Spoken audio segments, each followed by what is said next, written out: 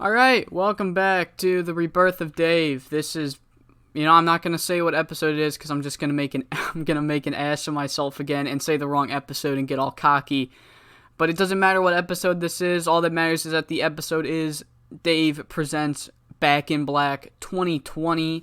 Here is the logo that I created. Please look at it. The more you look at it, the happier I get. I don't know.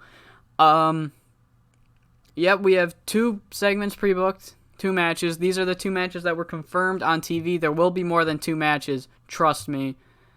And I think only one of them is just kind of one of those random matches that I had to throw in.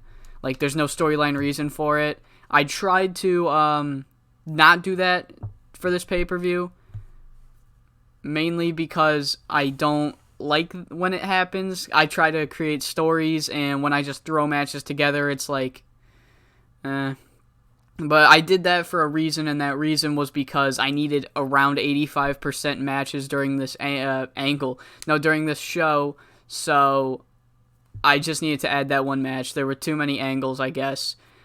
As for the news, first off, no backstage incidents, and our absent worker is the guy that we signed. He did sign with us.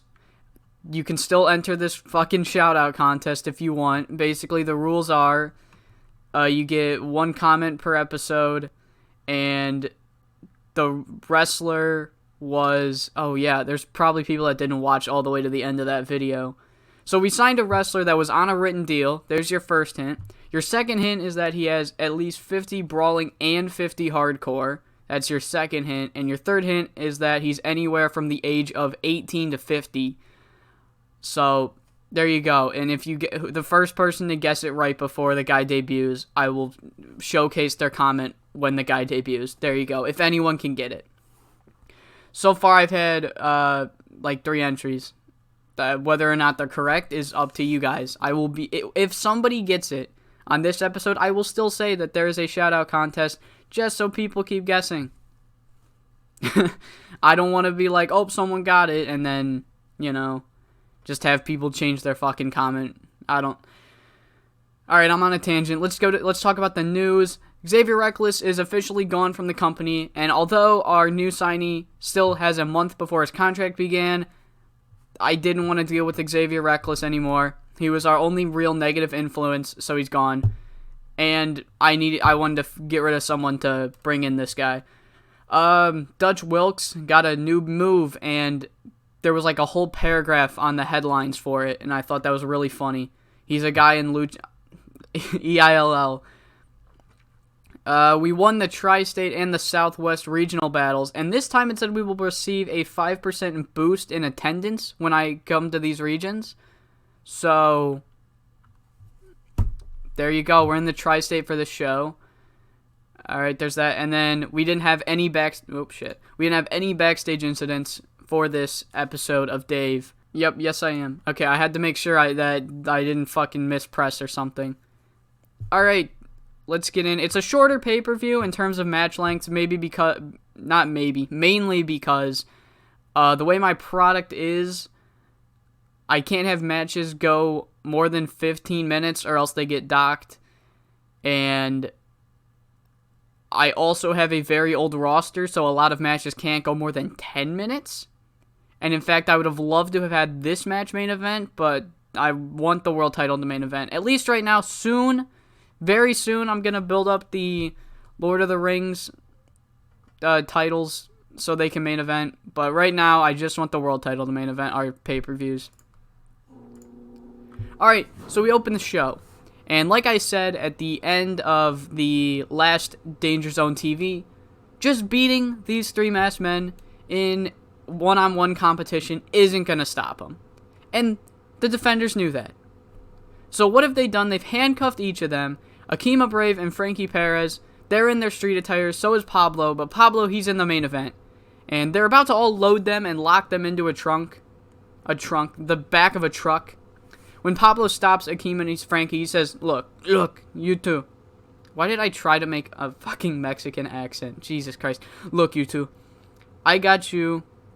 I know you two aren't booked, but I had a word with Phil Vibert, and I got you two booked on the show. You will be in a tag team match against Brown Pride. after Frantic Ali's match that fucking just got announced today. So, you two should get ready. I'll take care of this.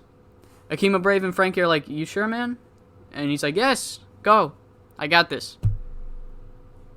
And Akima Brave and Frankie Perez walk off. Pablo is seen loading them into the trunk. They don't fight back because they're handcuffed, and Pablo also had a fucking baseball bat with nails coming out of it. So, maybe they don't want to feel that. Speaking of the Frantic Ali match, it's right here. And in a decent match, Acid was not supposed to defeat Frantic Ali, but he did. This whole match was so that Frantic Ali could get Pop off of Acid. That did not work out well, because I hit the wrong fucking name. Shit. Oh well. I guess Frantic Ali's still going to get a little bit of pop from being on pay-per-view. So, there you go. But then we have that tag match, the Defenders versus Brown Pride. And what a surprise, the Defenders win. Because Brown Pride are a bunch of jobbers at the moment. The storyline lost heat, but that's fine. It's fine for now. Yeah, they're here. They're getting the crowd buzzing. We then have a backstage segment where King Boone and his queen, Suzanne Brazel, are they're mocking people. And Doug Peak, he comes up to King Boone and he's like, man, Madman, I'm sorry. It is King, motherfucker! Doug's like, oh shit, okay. King. Look, man, I'm here to help you, man. I went too far in the Warrior Engine match, alright? Shit got heated. I'm not trying to ruin your life by giving you amnesia or anything. Just shut up, you peasant! What? You heard him? Shut up! That was Suzanne, by the way. Suzanne, I'm not gonna fucking high-pitch my voice. Like, no one wants to fucking hear that. Some people want to hear that. I don't want to do it.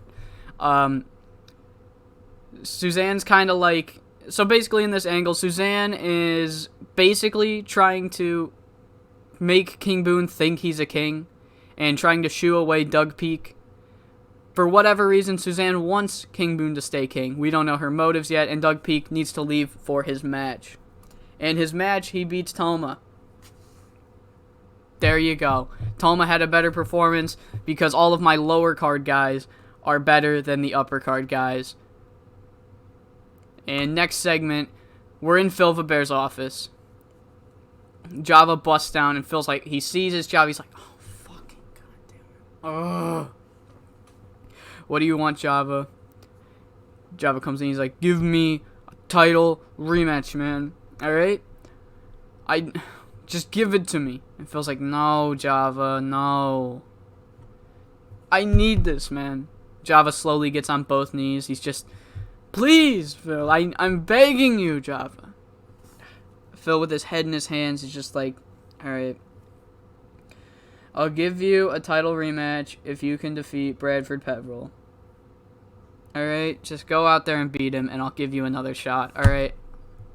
I got bigger fish to fry right now, man. And in an okay rated match, because I, for some reason, keep forgetting that I need to stop doing crazy matches in quick succession, Bradford Peverill defeats Java after a dream left hook. I set it for flash pinfall, so we're gonna say flash pinfall.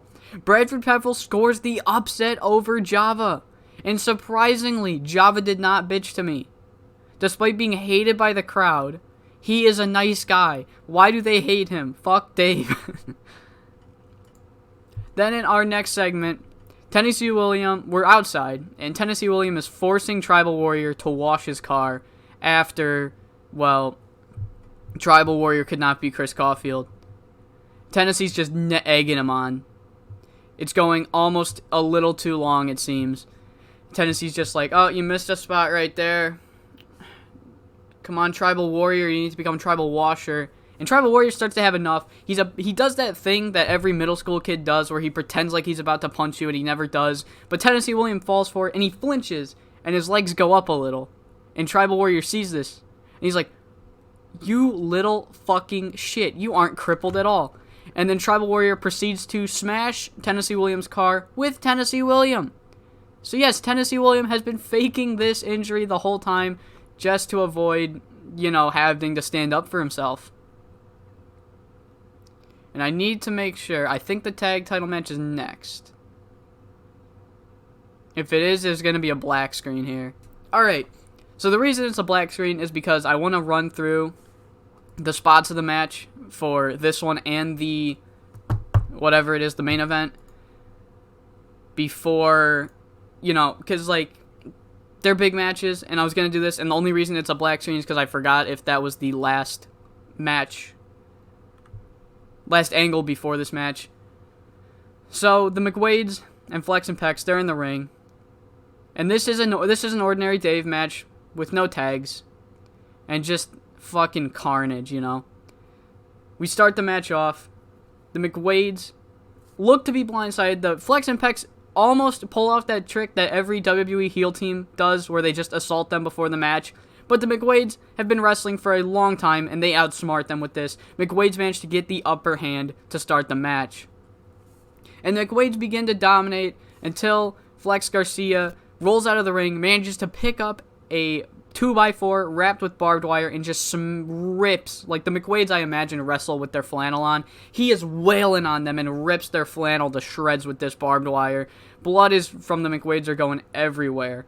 And as Flex Garcia is holding these two down, Pecs Jimenez, or did I say whoever has the barbed wire is holding them down, and the other one has the table. He's getting tables, and he's lighting them on fire. And Flex and Pecs pick up both McWades. For each of them have a powerbomb going on, and they look to throw them out, but the McWades get out of it, and the tables rest there for now. Match keeps going on, just kind of, generic Dave filler wrestling. I don't know whatever that would be. In WWE, it'd just be a headlock, but it's not a headlock. Eventually, we get to this spot where the McWades have a chair. They've set it up, and Flex Garcia's on the ground, right? But Pecs Jimenez, he is on the top rope. He's sitting.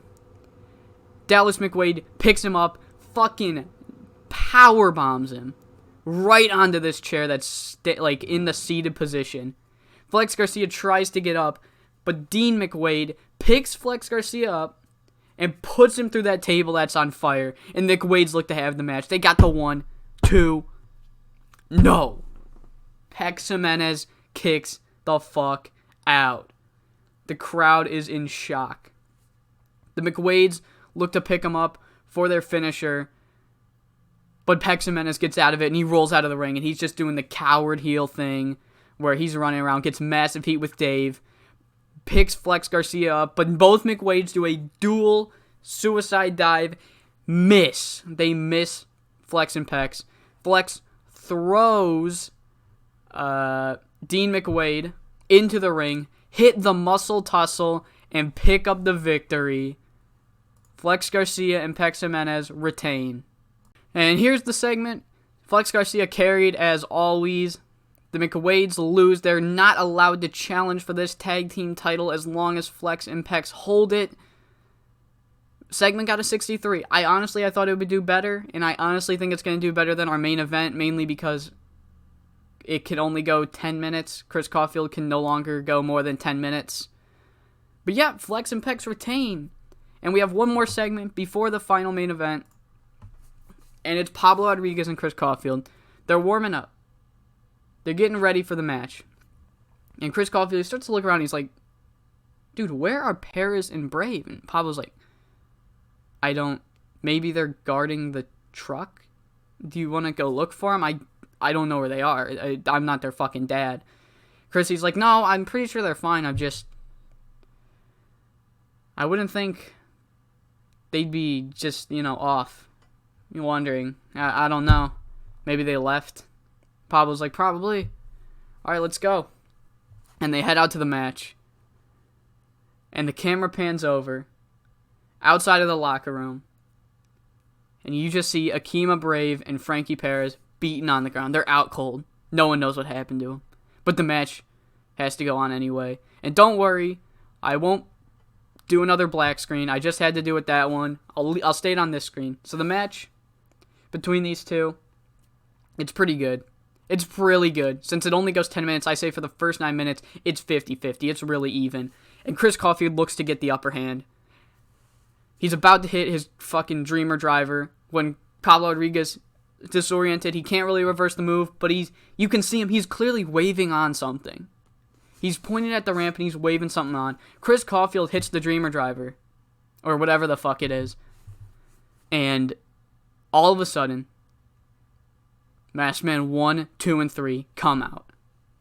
And remember what I said about the fucking DQs in Dave, how you have to take chair shots or whatever? That's stupid. We're retconning that right here, right now. Retconning that. Just no DQs. I don't know why I tried to fucking work around that. They just come out, and they beat the shit out of Chris Caufield. Pablo gets up. He's like... He's looking afraid, you know, and then people start to realize, holy shit, Pablo isn't working with these guys. They just don't want Chris Caufield to win. They pick up Chris Caufield, they throw him at Pablo, and then Pablo hits his finisher, picks up the victory, and then shakes the Masked Man's hand. He shakes all three of their hands. And I have to make sure that I had Pablo Rodriguez win this match. Okay. So yes, Pablo Rodriguez this entire time was working with the Masked Men. And I know it's kind of a Vince Russo swerve, you might think. But if you really pay attention, he never was totally on board. He was always still a dick. He's always a dick at heart to the teammates. But he'd always retcon, just kind of go back at the very last second. He would shit on Frankie Perez, then go back at the last second. Only one time has he ever fought the Masked Men. Only one time has the Masked Men ever fought him, and that's when they took that chair shot to the head. And only one time, and the time where he fought them was the only time when he handcuffed them. If you pay close attention, Pablo Rodriguez always gets out of actually fighting them, and if he doesn't, then it's a slip on my part, and I apologize for that. Pablo Rodriguez was working with them the whole time. And as Pablo Rodriguez is celebrating, everyone's thinking, oh, we're going to get an appearance from the captain. The captain's going to be like, oh, we told you so. Until all of a sudden, Masked Man 3, in the ring, he has this box, this wooden box. He opens it up, and Pablo Rodriguez takes out a cigar, puts it in his mouth and lights it, and then people realize, fuck, the captain always smoked a cigar, didn't he? Pablo Rodriguez was the captain the whole time. Pablo Rodriguez organized this from day one of Dave. Ever since he lost that original match to Chris Caufield, he set this entire plan in motion just to win that title. And Pablo Rodriguez stands tall to end Back in Black. Fuck, I hit finish show. Come on. 67. Not our best work. Not our best work. And yeah, I had to give the title to Pablo. For three reasons, and one has only become a recent thing. One is that I still stand by the decision to make Chris Caufield the first world champ of the new Dave, but Chris Caufield is getting very old. Two, Pablo Rodriguez is just giving better performance. He's cutting better promos. He's pulling off better matches. He's probably our second best promo in the company, only behind Flex Garcia. But Flex Garcia is busy with the tag titles right now. I am trying to build up the Lord of the Ring Championship so they will main event. And this is why I didn't want them to main event the show. This was the reason, because this Swerve Bro angle. If there was no Swerve, if it was literally just Pablo Rodriguez versus Chris Caufield, friends versus friends, the tag match probably would have main evented. But because I had that angle, I needed the world title to main event. And in the end, it was probably the better decision. It was the better decision. And the third reason why I had to give the title off of Chris Caufield is because recently he no longer could be put in matches longer than 10 minutes. And I want my world title matches to go 15 minutes. So I'm going to make a speech. Pablo, Flex, and I want to give someone else.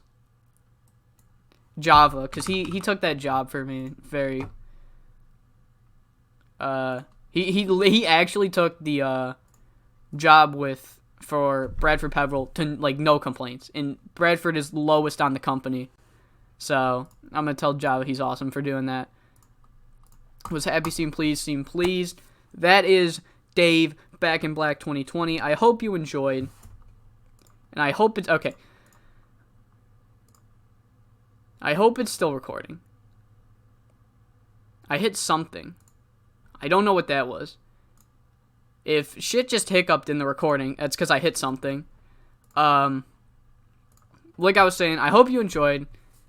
This is probably the most fun I've had booking a pay-per-view in all of TEW.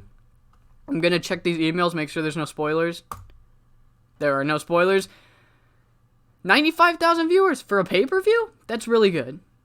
That's really good for us for a pay-per-view buy rate. I know it's a lot worse than Danger Zone TV, but Danger Zone TV is free. The show was awesome. That guy got signed. Nothing really hit. Whoa, this guy's going on fucking TV. Well, I can't sign him because he doesn't have enough hardcore brawling. I am going to shortlist him to see if his popularity gets any bigger in the British Isles. So, I'll keep an eye on Ruin for you guys. Yep, that's it. I can't go to the company page because it will show you our signing that's going to come in soon. I can actually... that could be bad. I could show you the... Yes, I could show you through Company Wars. Here is the size that we're at. We are at 47 now. We were at 46. We're at 47 now. Puerto Rico and Hawaii are a little slower, but that happens for every company not named USPW, where you just fucking cheat, essentially. You're just cheating. Just cheating to play as this company. Alright, that's it. I really do hope you guys enjoyed. And I know I said this was going to come out on Wednesday, and it's coming out on a Friday, but that's my bad. I got lazy, and I didn't want to record. So that's all my fault. And then I couldn't record on Wednesday.